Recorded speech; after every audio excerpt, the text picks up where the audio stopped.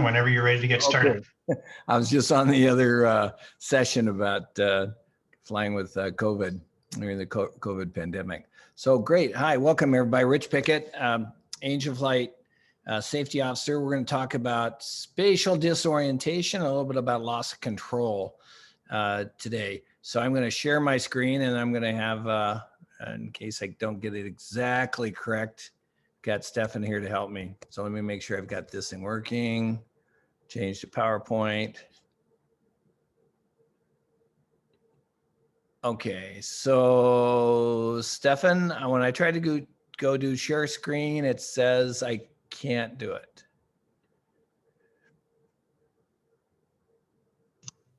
Okay, can you try now, please? Sure, absolutely. Ah, there we go. Perfect, thank you. All right, so can you folks see this? Stefan? Looks good, Rich. It looks good. Great, thanks. We tried it yesterday and I didn't have all the settings right. So one of the things that has been a huge factor in aircraft accidents is spatial disorientation and loss of control. It's something that I teach all my flight clients. And so it's one of my favorite things to talk about.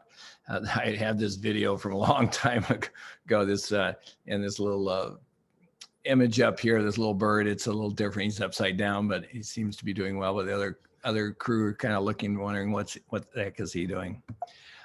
So as we go through here, let's see if I can progress this. There we go. So okay, right, this video shows when I'm doing some upset recovery training in an extra. Correct, but it's going to.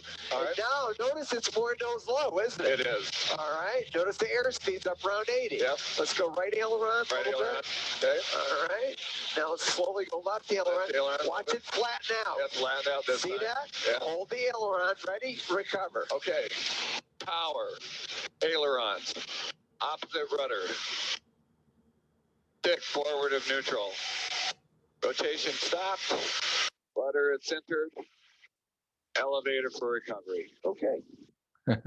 So if you haven't had an upset recovery course, I highly recommend it. I've been doing aerobatics, light aerobatics for about 20 years, and I still learn every time I go take one of these courses. Of course, doing it in an extra 300 aerobatic plane is a little different than doing it in the ones we typically use in general aviation for flying, but all the lessons learned are pretty good. Okay, right. So we're going to talk a little bit about spatial disorientation, and basically, there's various definitions, but the main one I like to focus on is it's the pilot's inability to determine where he is, basically his position, location, and motion relative to their environment. In other words, all your senses are kind of confused, and it's hard to determine exactly your location, and it affects everybody. Personal flying, commercial pilots, military, everyone.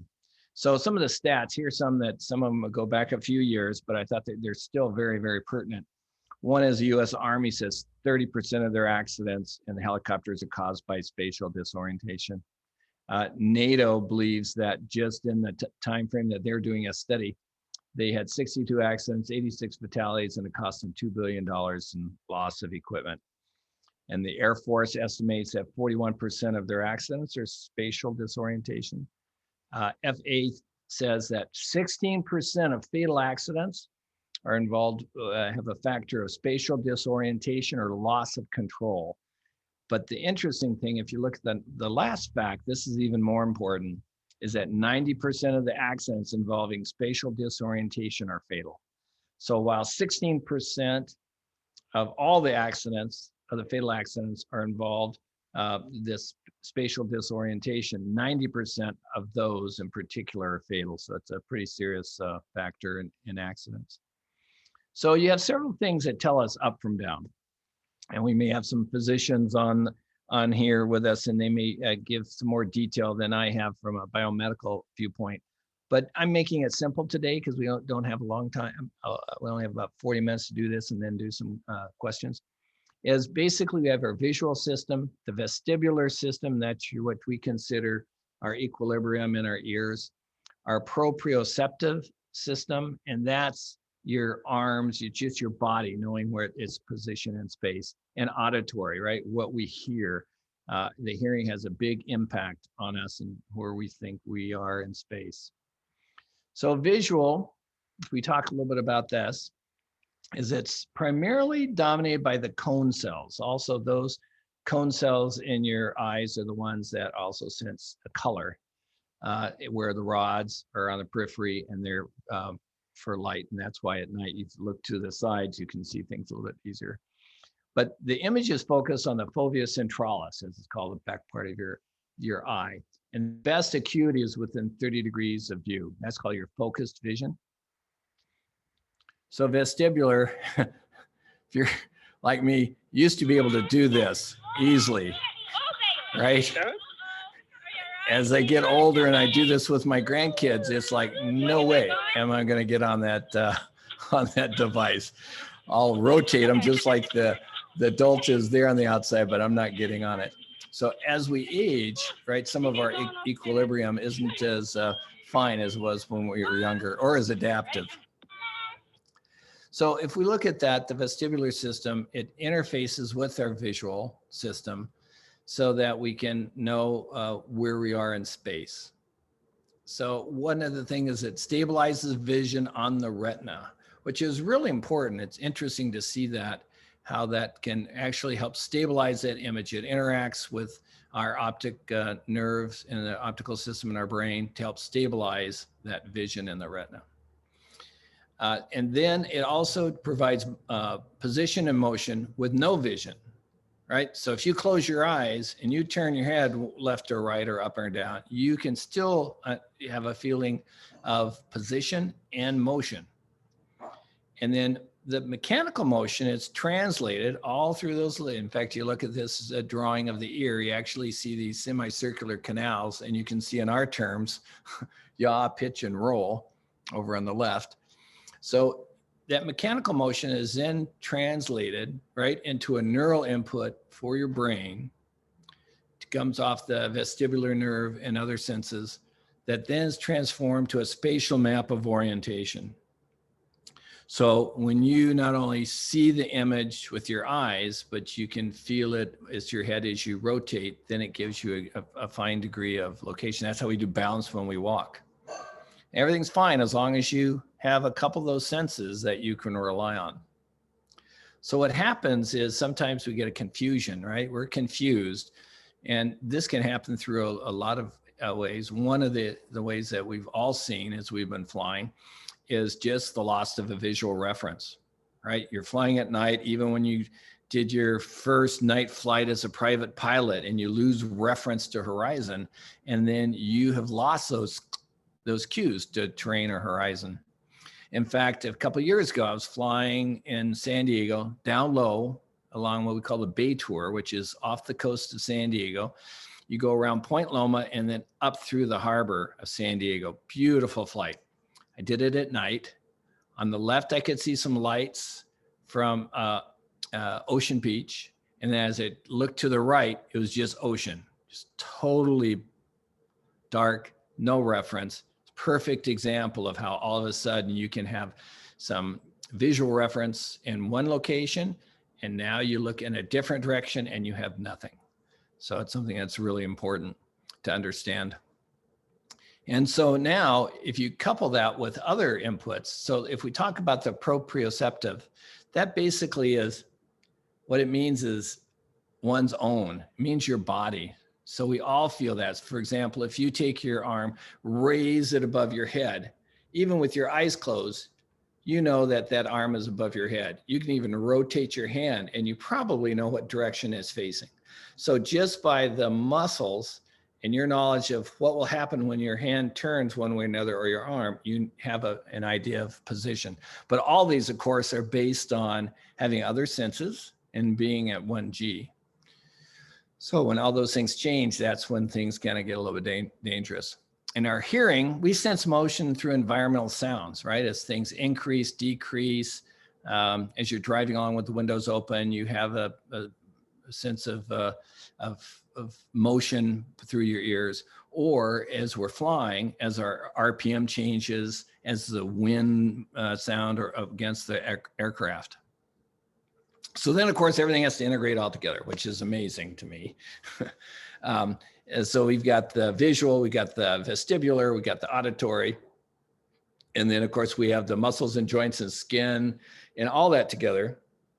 And then anything that disturbs that increases our chances of being spatially disoriented and, of course, losing control of an aircraft, which is the ultimate results in accidents. So if you think about it, as we talked about it a little bit, we talked about losing the visual reference at night. That's real obvious. Or in IMC. I fly a lot in IMC, and I can transition generally pretty well from visual to IMC. To me, it just doesn't make a lot of difference. But that still doesn't mean that even with all my experience, that I can be in a situation where I'm going like, whoa, this doesn't feel right. And so I have to always make sure I concentrate on my instruments and make sure that I'm flying by my instruments, not necessarily how my body feels. And if we look at this, for example, on this one, see if this works. This is an F-16 pilot. It's on YouTube. You can find it. It's amazing. So this is a student pilot. 0224. He's talking to ATC. And look what happened. Frisco 2, launch waypoint. Roll 1, depart tank, setting 090. Then it's maintain 8,000 vectors per second. You see his altimeter on the right. Frisco 2, positive. Right? Obviously, he's tumbling. 8,000 for roll 1. Frisco 2, 1 Victor. It's going about 250 knots. Okay, get on the round dials and just straighten yourself out.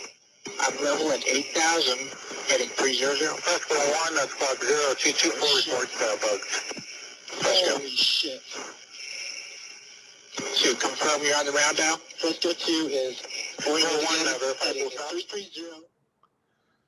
So before we go to the next one, just give you a little bit of, in that first one, there's 2 F-16s. And so his instructor is in a separate F-16 near him and says, okay, get on the round dial. So he's going back to basics, because sometimes they're finding out also is that, especially in screens like this, is that there's too much information for the pilots to be able to really simply control things. In fact, in some avionics that I fly, when you get space in what they think is extreme maneuvers, it'll actually declutter and simplify. So this next one, these guys weren't as successful.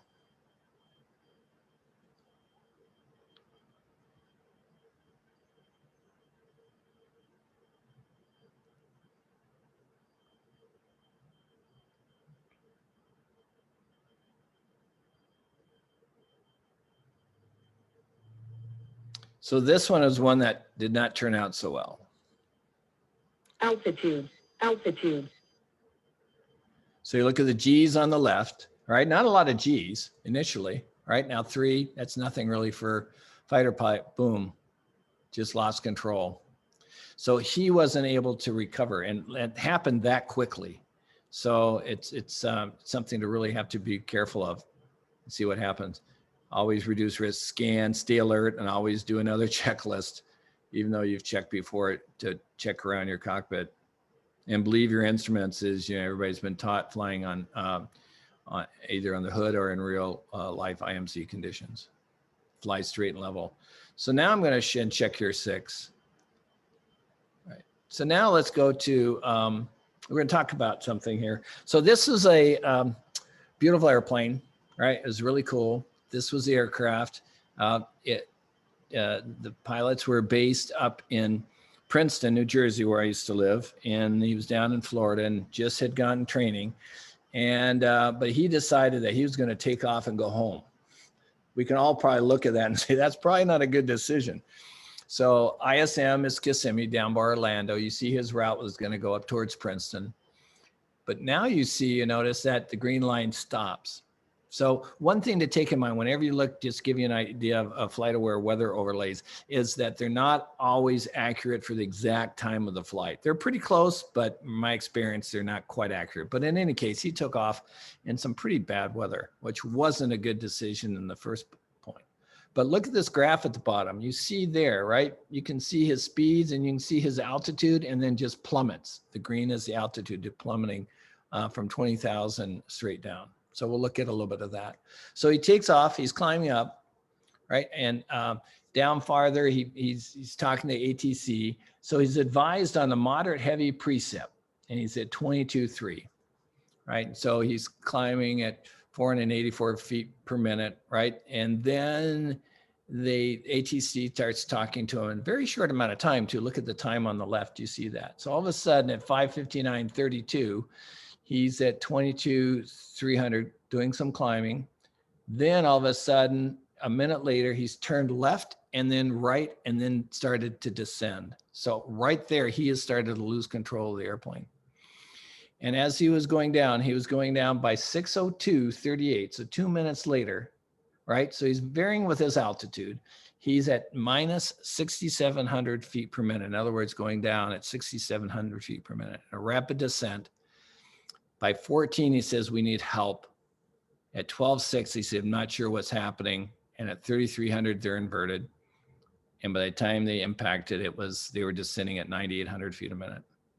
So it obviously was a very, very sad conclusion to that flight. So first of all, he shouldn't have flown into those weather conditions. And also when he was in them, he lost control of the aircraft. So it could have been from turbulence, and I've been in severe turbulence and have encountered that. But he also just got really spatially disoriented. So I should give you another example. So here's a beautiful CJ2+, right? I fly these guys, they take off, beautiful plane.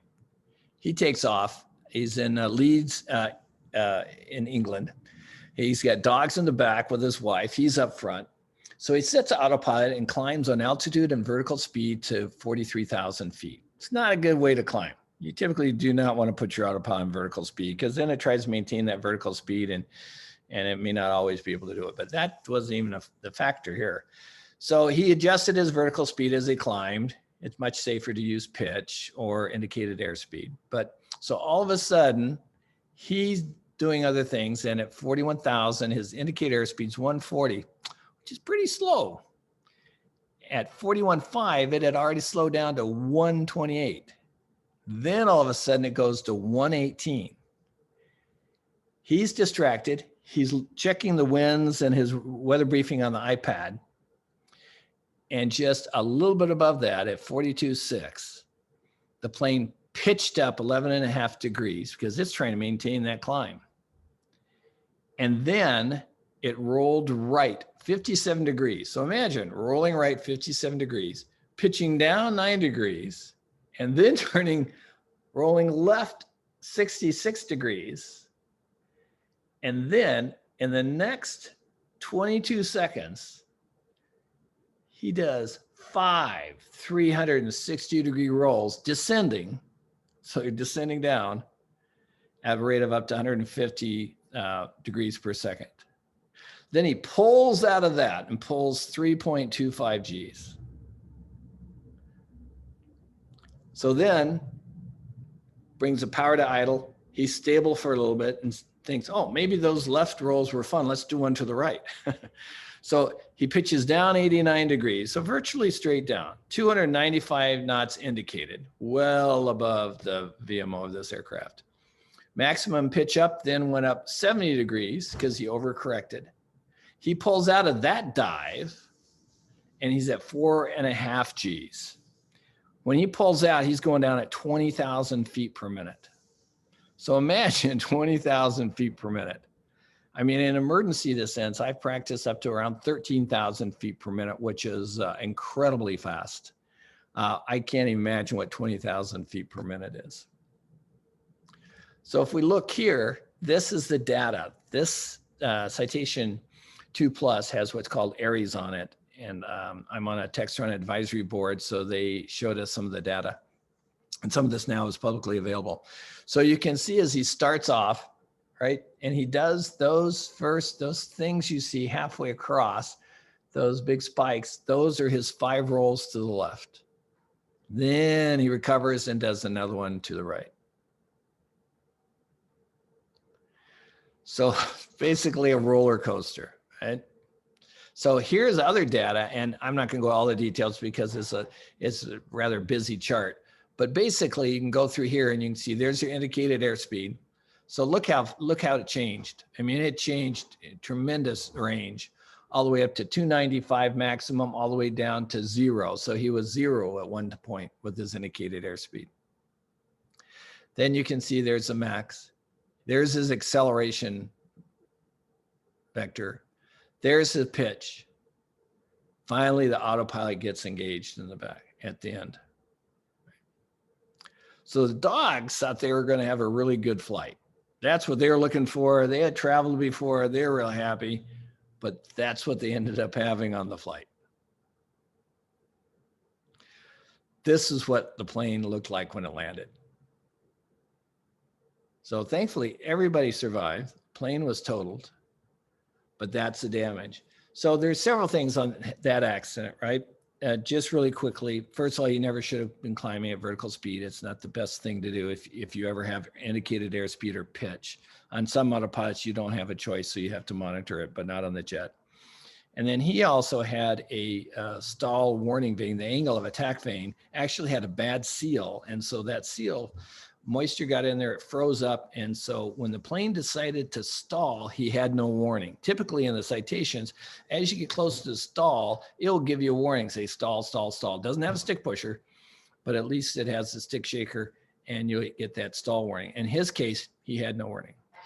And then as he recovered, he did a great job actually recovering, but he did all those rolls because once he did recover, he got disoriented. And you can imagine going down at the high rate of speed he is and how he was able to recover was very good. But it's something that you really have to be careful of. So I show you another little flight. This is one from Tucson. Beautiful day. We're going to go into Tucson and stop. This is for flight. It shows the route of flight from Mineral Wells with ending up with Sierra Juliet Tango at the bottom. And then you see that line of storms that are going through here. So by the time this plane landed, that storm, that's where those storms were. Flying along, that's what it looked like that evening. So he built up rather quickly. So this is in a meridian. It has a G1000. So this can tell you some of the data that was going on at the time. So during this event, as going through between the storms, it looked like there was a good gap. ATC even said that there was a good gap, should be able to do it just fine. Other planes had done it. And I was actually flying that time in this aircraft, approaching that area where it looked like we had more than enough room. And then obviously it closed in later. You saw the image. And then with ATC's guidance, all of a sudden, right as we started to go into the precipitation, ATC advises you have extreme precipitation from 9 o'clock to 3 o'clock. And I said, the onboard radar looks like it can go right. She said, no, that's even worse. So at that point, I said, well, we're out of here. Didn't know how thick this was, knew what we just came from. And so we turned 180 degrees to get out of there. During that time, you can see some of the stats from the G1000, climbed up to about 30,000 feet. The meridian is not RVSM approved, even though its ceiling is 30,000 feet. We were at 280. The ground speed went from about 90 to 330. The pitch went up 23 degrees with the nose up. The roll was 49 to the left and about 50 to the right. And the VSI had between 3,500 climb and a 5,300 descent. So if you look here on the left of this graph, this is G1000. It shows the various parameters in through here. So, and they're pretty constant as we're flying along. Then all of a sudden we hit the turbulence, which was severe turbulence. And so you can see all of a sudden that it changed so rapidly that the G1000 is just solid color on the graphing of that data. So in this particular case, when we encountered that and the decision to come out, I took over control from my client who was flying it at that time. And then the training in aerobatics and soaring helped tremendously because I just let the plane fly.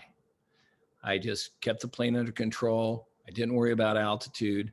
I just maintained that to reduce all the load on the aircraft.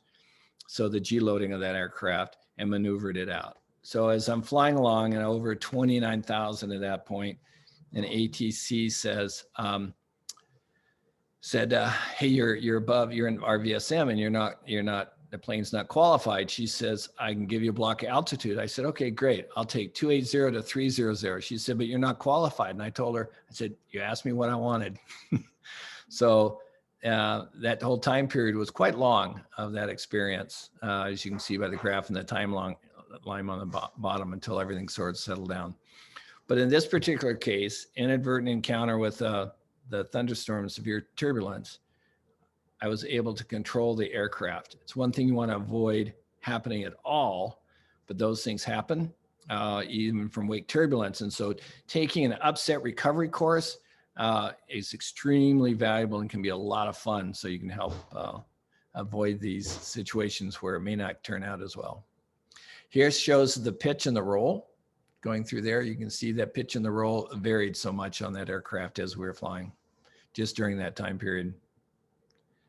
And that's their feet per minute, shows that it's pretty stable initially. And then all of a sudden you can see those from the graph.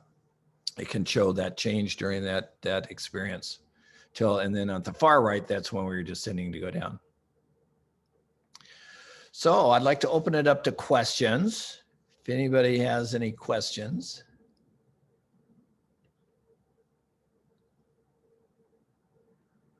Oh, got some chats here, sorry. Oh, there they go.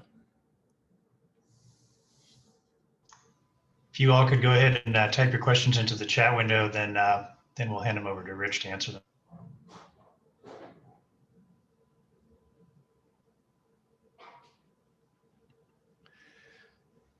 Oh, upset recovery training. How did the wing spar look? I'll answer that one first. It actually was fine. We thoroughly checked the aircraft. And there was no, I don't think we exceeded during that entire time, maybe 2.5 Gs, and never hit negative Gs on that aircraft. As you're flying along, you learn this when you do the aerobatics and upset recovery course, because the second question was about that from Ron, is that one of the things you want to make sure you do is you want to unload the aircraft if it looks like you're going to be in sort of a stall situation. And so you can do that. You don't go negative, but you feel lightness in the seat. Same thing like when I teach upset recovery training in unusual attitudes. So when you do a really high, let's say your aircraft's in a high nose up attitude in a bank, it's much, much better to keep that bank or even steepen it to 45 or 60 degrees and let the nose come to the horizon and then level the wings than it is up here to level the wings and then put the nose down. Because if you level the wings nose high and push the nose down hard, what you do is, you've experienced it, you get 0 or negative Gs, which is bad for the aircraft. PA 46 is the Malibu, Mirage, and Meridians aren't even certified for negative Gs. And then it makes everybody uncomfortable, and it also affects your vestibular system. So all of a sudden you come down and you have negative Gs and you get disoriented. You may not react properly. So I teach people, just like I do all the instruction in the jets, is that when we have the nose up and you're in a bank, you keep that bank, you bring it down to the horizon and then level the wings and you keep positive Gs. The only thing that happened on that flight is my wife was in the back and she broke a nail trying to keep the table put back in the slot, the executive table that comes out of the side of the cabin. Did I use a frat on the last flight? Did you read the decision? On that one, I didn't do the frat on that. When we looked at that, we had stopped and avoided all the other storms at that point and virtually all the precipitation. On that one, as we were flying along, it developed. And so as we developed, we had both the next rad, which is, I always assume it's delayed 20 minutes. And you always have to assume that. And the onboard radar, which is very good with vertical scanning and so forth. And there looked like there was a large gap without any problem. And as we approached it, that gap was there. All of a sudden, it just built so quickly that it closed in that the best thing was to go out, to actually turn around and come back. We didn't know how thick it was, and decided that we knew the area, the precipitation from where we had come from, and that we can control and get out of there. I don't teach spin training in myself anymore, but you can do it at various places. Most aerobatic schools will teach the spin training. The spin training is awesome. But what you want to do in addition to that is the upset recovery training. There are several good organizations. There's one at Mesa, Arizona, that's just spectacular. Their training is about a 3-day program, and it's phenomenal. There are some aerobatic instructors that will give you shorter courses, but I believe it's really, really good if you can go to sites that are dedicated to be able to do that. Yeah, that is Telluride behind me. That was this in September. I was eating at a restaurant there and looking at the airport. I thought that was a nice view.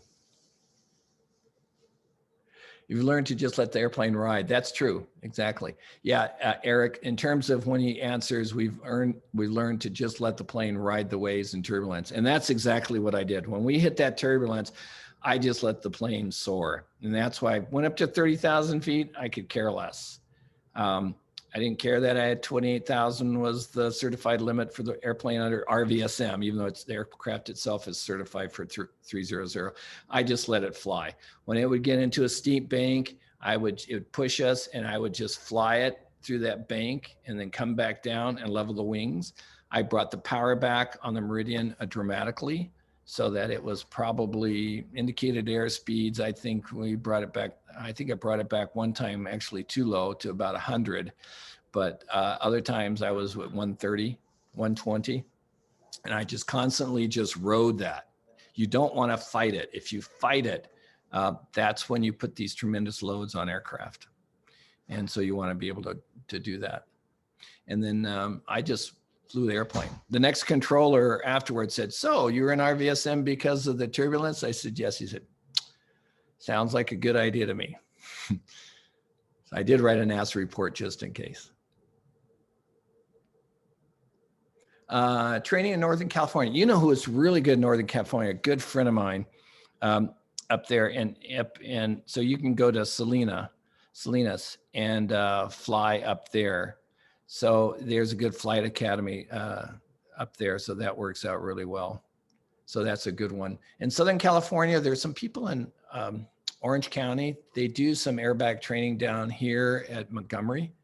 There's a couple of places around to do that. If you send me an email, I'll try to give you some links for some of those. Sean Tucker's is the one that operates in Northern California. He's a good friend of mine. I've flown aerobatics with Sean. You've probably seen him. He flies the Oracle plane now. He's going to a different sponsor. He's got a phenomenal new routine now that you'll see coming up. And so he runs that one out of Salinas. And it's a very good program. Oh, my email, yeah, you can just rich.pickett@Angel Flight West. Oh, good. Looks like, yeah. So rich.pickett@angelflightwest.org. So it's a good thing to do. And the important thing is if you do the upset recovery course, you do it once, do it again in a couple of years. And when you do it, some people don't like aerobatics. And so let your instructor know how you feel. So I've had friends who get sort of nauseous when they do aerobatics. And I just say, hey, just tell them, just to be easy on it. Because not a lot, but a number of aerobatic instructors really like to impress you with what they can do with the aircraft. I made the mistake with one of the guys I was flying with in Borneo, Wild Bill Borneo. And he was actually a former shuttle commander. And I said, yeah, I've done aerobatics before and I like doing them, blah, blah. So he wanted to do everything with me, which was even more than I could tolerate. But it was great. It's good. It's a really good experience.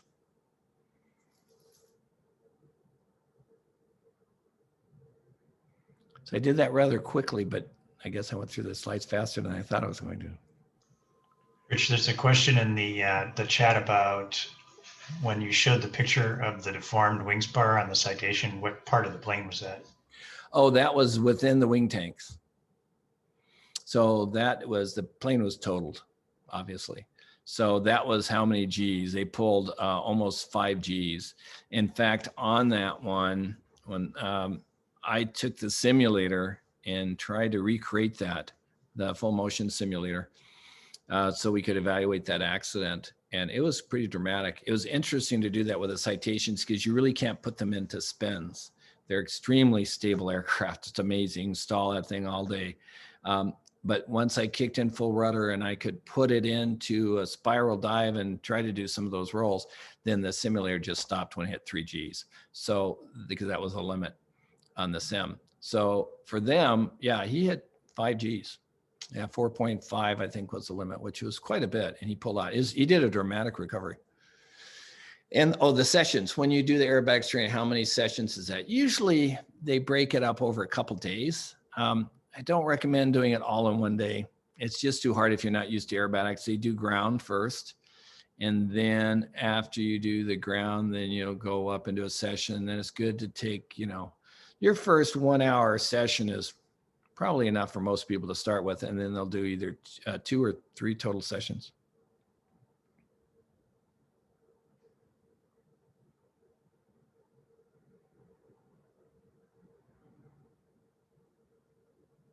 Hey, thanks. If anybody doesn't have any more questions, Stefan, do you have anything else that we should cover?